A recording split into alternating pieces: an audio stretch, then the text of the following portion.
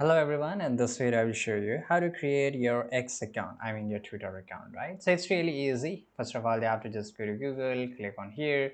Or by the way, if you're using your phone, then just go to Play Store or App Store, depending upon your version or basically interface, and then you can just download, right? So let me just show you. You can just go to Play Store here.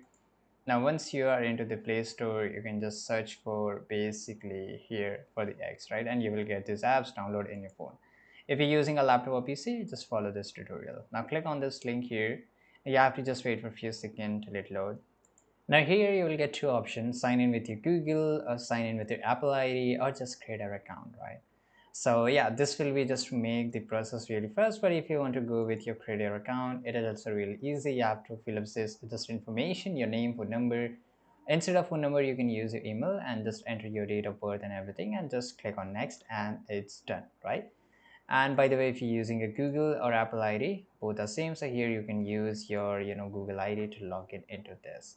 Now once you have made your account, it will look something like this, and you will be here, and then you can just use your Twitter or X basically. I hope you found this video very useful. Subscribe.